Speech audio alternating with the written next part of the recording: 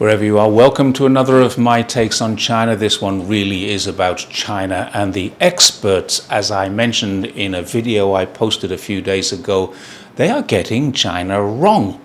I explained why. Some of it is poor education, some of it is definitely a bias that they hold, and some of it is simply, as a lot of people mentioned in the comments, hatred of China and/or a desire to get paid for their expertise. Now, in that video a few days ago, I was specifically talking about people who really ought to, given their background, training and qualifications, be real experts. A former prime minister with a background in diplomacy in China and an ability to speak and understand the language. A think tank which can employ the world's greatest academics, but chooses to use income from weapons manufacturers and then help them to manufacture consent for more wars through fear and intimidation. These are people who are wrong. We could argue about the reasons they're wrong, whether they are misunderstanding China or whether they are misinforming on China, but we can always agree they are wrong. Those of us who actually know China anyway. But then there's the other types, and this is where it gets really interesting. I place them into three categories. Disgruntled Chinese. Some people call them self-loathing Chinese. Ill-informed entertainers who are charlatans, often religious zealots, and the generationally dispossessed who fall into two categories. One is the professional critic, paid for opinions, and the other is a person who simply believes because this is what they've been taught to believe. Let's look at each one of these and discuss some examples of who they are. The disgruntled dispossessed. That's the first one we'll look at. Many people left China a long time ago, and more recently. Some went no further than the British colony of Hong Kong for one or two reasons. Ideological. They didn't want to live under communism, or financial. They were escaping poverty. Now, this is a huge group. They're now located all over the world, and the vast majority of them have no ill feeling towards China. If anything, many of them would now consider returning to China, especially those that left for financial reasons. And think about this. It must have been very hard in the 1950s and 60s to envisage that China, or the China that I live in today, poverty was everywhere. It had been endemic for the previous 100 years. These people are in huge numbers. Many of them are supporters of China, and I believe many of them, or at least their children, are now followers of my channel. And if that's you, thank you. However, there are also a large number who left because of ideology. These people do not want to understand what the Communist Party was trying to do. In some cases, they took their wealth and they left the country, which made the job of the CPC a lot harder, although I actually understand them doing so. They left their country because they didn't want the government to take their wealth away. They didn't want to be nationalized. Now, I wouldn't say this was a bad thing. It's how it is with most people. China, after the Civil War, would have nationalized many assets. It's also likely that a great number who didn't actually leave at that time hedged their bets on things not being quite so bad, but they would have jumped ship during or after the Cultural Revolution. If we're honest, most of us, if we'd been wealthy Chinese merchants, would have done the same if we owned property that was taken away from us. It was only the poor impoverished who really were left behind without a choice. Those that didn't want to live in poverty or under communism didn't get much of a choice. Although some did escape to Hong Kong or Macau by swimming, those that stayed experienced hardship. But for the most part, they worked hard for themselves, their family, and their country. And with the leadership of the party, they have rebuilt China into what it is today. They, the people who stayed, have every right to be proud of this achievement. The CPC gets a lot of credit, and that credit is worthy. But the people of China did the work to rebuild what had been a great country 200 years ago.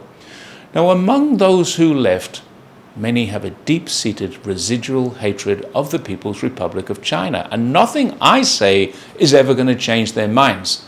Some of these people are in Taiwan, some are in Hong Kong, some are the Tibetan diaspora who left with the Dalai Lama. Let's take a look at a little perspective on that.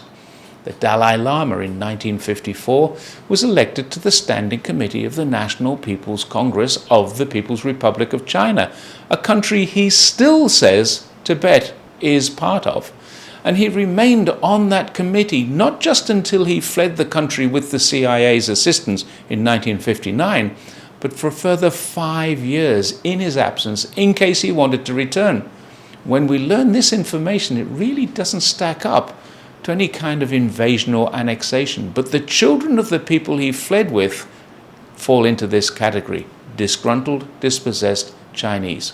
They are still ill-informed, for sure, but they're also continually bombarded with misinformation to keep them that way by US funding, US training, and US support. Those who fled to Taiwan took with them the contents of the treasury, many Chinese artifacts from museums. They formed a government in exile. These do not hate China. They are, by their own admission, Chinese. They left the mainland and entered a Chinese island, not as undocumented refugees, but as Chinese people fleeing to a remote part of China where at the time the resources to capture or defeat them were not available to the winners of the Civil War. They are not and will never be an independent country, but some of them are vocal critics and some of them even call for that. Many in Taiwan are paid to be critical of China. Many in Hong Kong were paid to be critical of China, and many in Washington are still paid to be critical of China. So let's be honest, the old expression that it's hard to be unbiased when your income depends on you being biased rings true here. They will not change until they have an income that provides the lifestyle they've become used to by being paid to be what they are.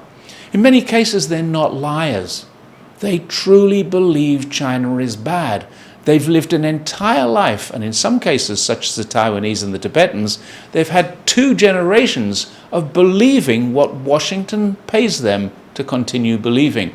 And I'm certain if any one of those people entered China now and asked questions of their own families here in China, they would see how wrong they are. It might take a while to convince them that their families are not being brainwashed by some influence of the dreaded CPC, but let's be honest again here.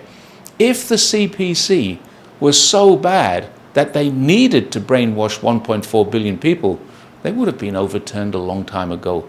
They don't build fantastic infrastructure to keep popularity. They keep popularity because they build fantastic infrastructure. They don't make enemies because they purge good people. They purge bad people who are already enemies. So when people tell you that they're in the USA and they are Chinese and they hate the Chinese government, you might want to think about why they're in the USA, or any other country for that matter. What experience they had that made them leave and made them hate their own government so much. It's also worth asking how long they've been there and how they survive. I'd also ask how they got out of China. Many of them walked out with a passport issued by the government they despise and a visa that they were allowed to go and collect so they can live in a place they choose. Are they now being coerced or influenced in order to keep that visa? Who knows? But there are a lot of Chinese around the world who do this. Many of them work for outlets that encourage them to be anti-China. And we know for a fact those outlets are influenced by the intelligence community. Are we getting good information, or are we getting spoon-fed misinformation? Ask yourself when reading, watching, or listening to these people who have left China some time ago, sometimes generations ago, do I trust this person?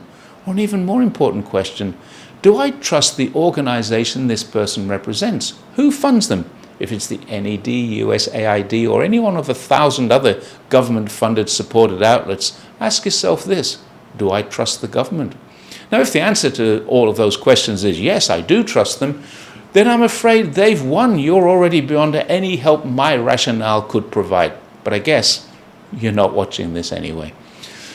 I would lump Falun Gong outlets such as the New Tang Dynasty, the China Undiscovered, and that kind of series, and a variety of other channels in the same category. Falun Gong leadership claims to be oppressed, but like the Uyghurs who live in Washington, they all left China with a passport and a visa. They have enriched themselves at the expense of ill-informed Americans and gullible followers. I wish my takes on China could get me a secure mansion in the mountains with a swimming pool, a Rolls Royce and a private jet. Chance would be a fine thing. The next category is the ill-informed entertainers. I call them entertainers because their organizations, like Fox News, roll them out, parade them in front of an audience that is not looking for news or information, but confirmation bias. Anyone who disagrees with me on the fact that Fox News is entertainment and not news media should not take that up with me, but with the federal court in the USA, which dismissed the lawsuit on the grounds that Fox News, and in particular its then most popular host Tucker Carlson, could not be relied upon to provide news, and any viewer who watched Fox News should do so with a degree of skepticism. It isn't news, it's entertainment. Even Fox themselves admit this. So when Gordon Chang appears there, he's doing so quite literally as a comedian. He also falls into the category of being a person who came from an exiled, dispossessed Chinese father.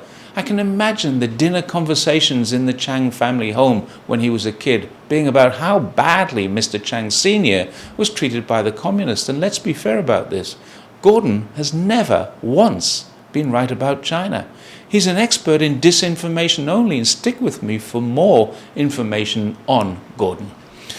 There are many more of these. They come from economic and academic backgrounds. Peter Zien is one. He came out of a Texas-based think tank called Stratfor, which is sponsored by the likes of Lockheed Martin. In other words, when people like him say there's a threat from China, then we know that threat is being created to raise concerns about security, and those concerns about security encourage governments to spend more weapons.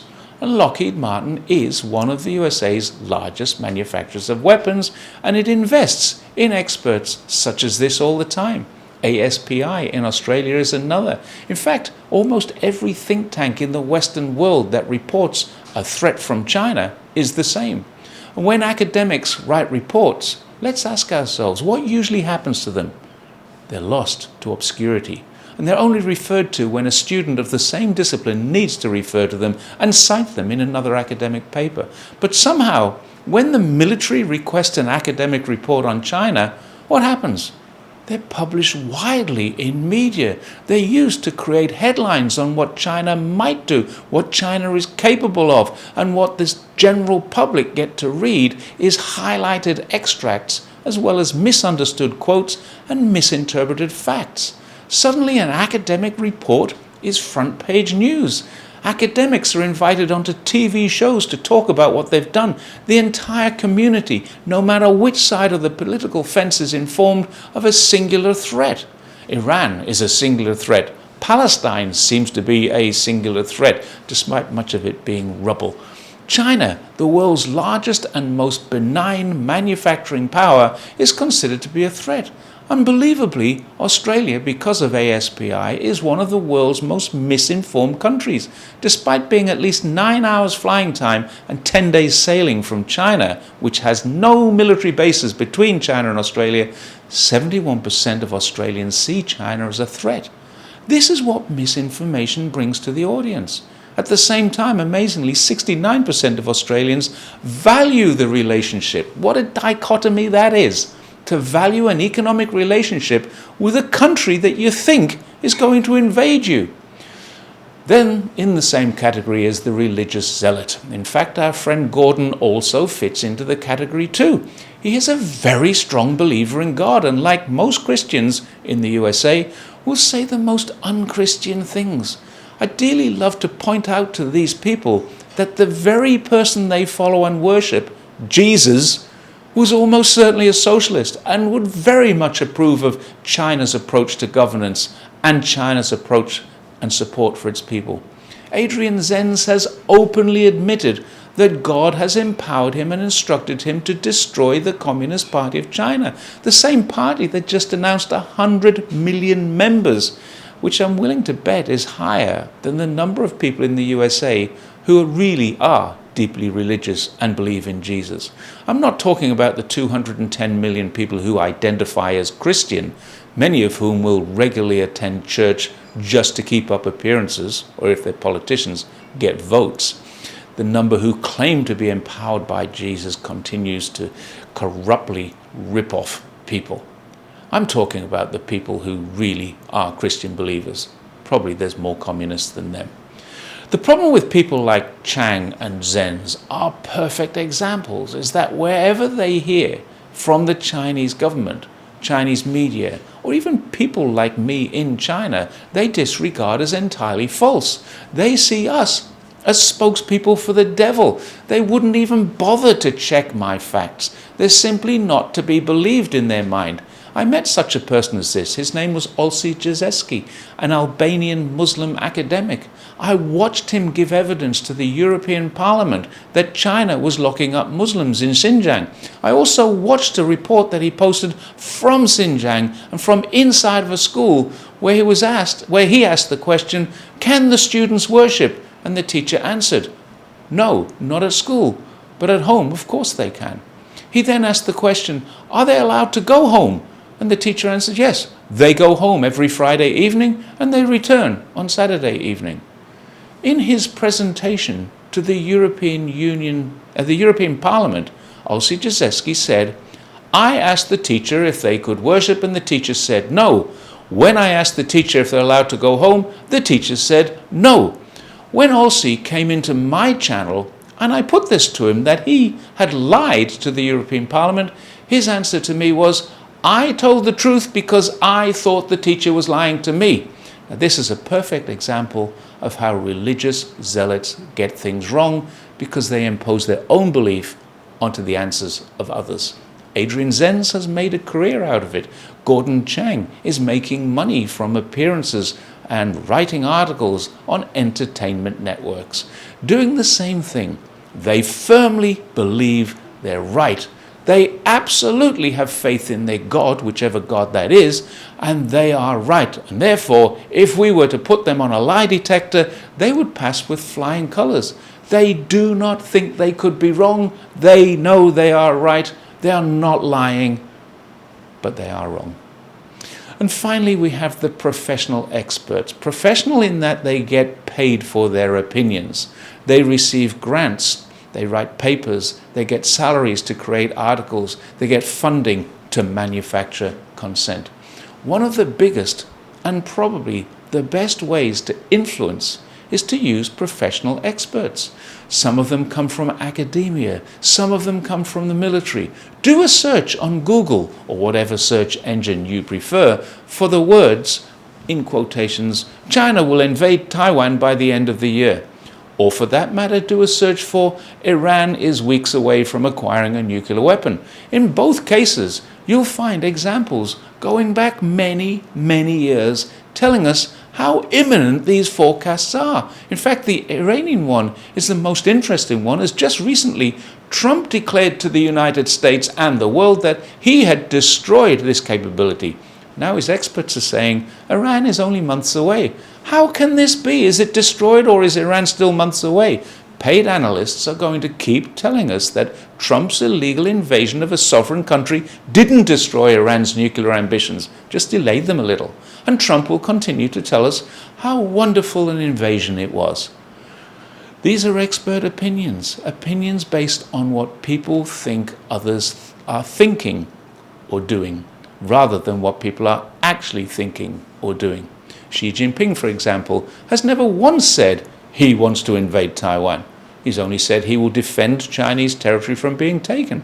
Yes, if you believe the experts, he's going to do this by Christmas 2024, December 2023, the end of 2027. These dates all come and go and pass without these predictions coming true.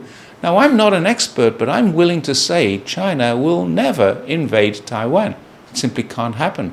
Not only because Taiwan is part of China and the word invasion is the wrong word to use, you can't invade your own country, but perhaps, as several experts have conceded, China doesn't have the naval capacity to put thousands of troops into Taiwan.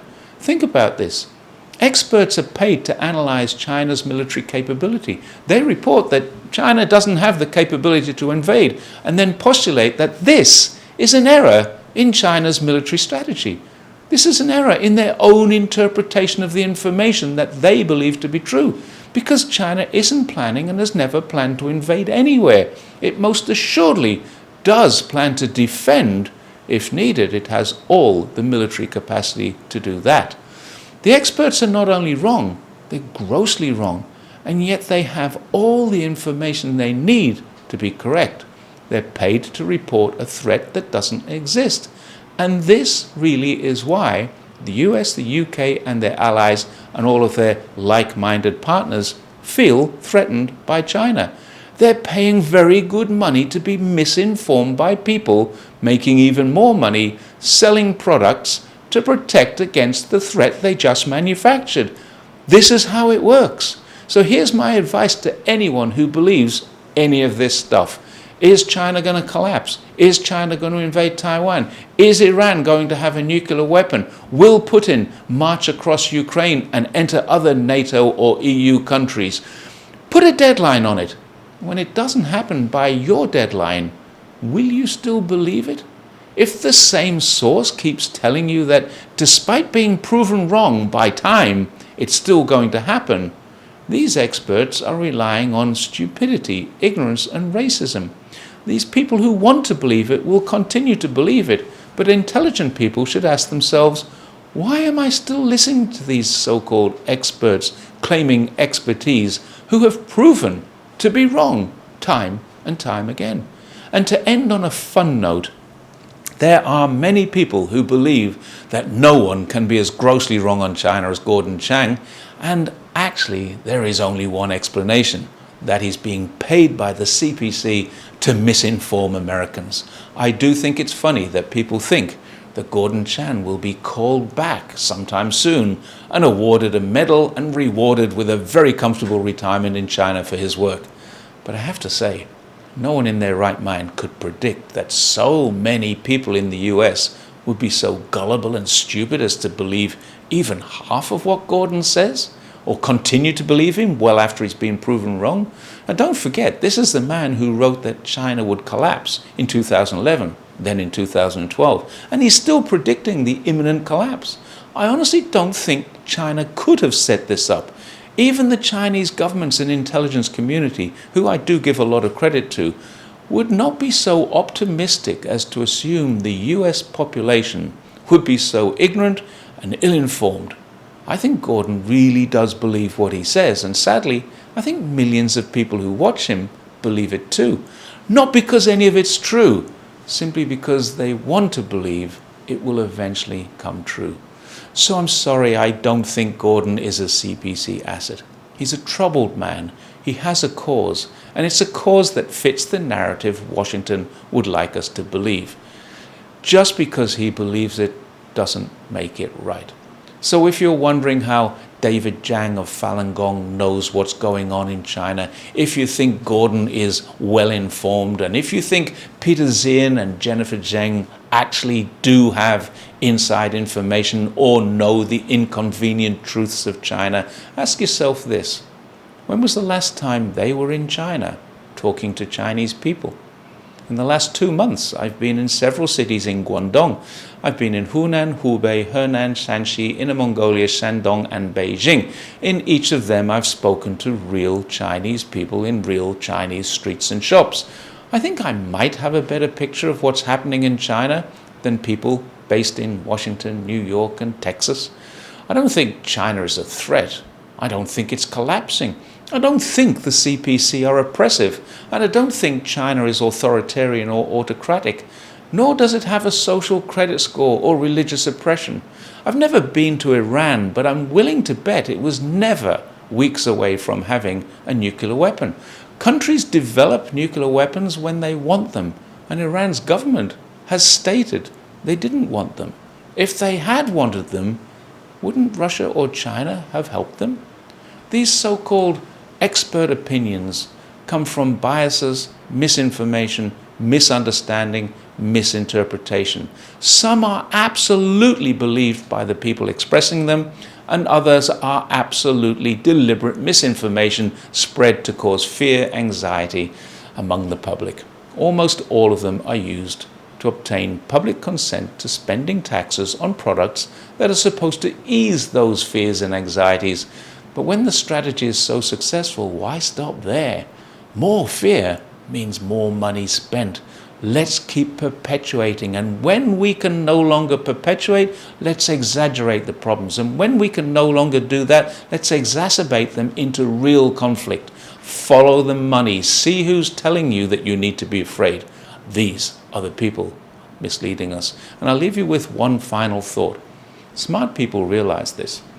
Those of us telling you how normal, how friendly, or how safe China is are very easily proven correct. Come and have a look. It's much harder to prove us wrong than it is to prove them wrong. And that's all for me today. I will see you next time. Thanks for watching if you watched all the way through that long one. I think it was a good one. I'm really having fun dissecting the misinformation on China. I will see you next time. Bye for now.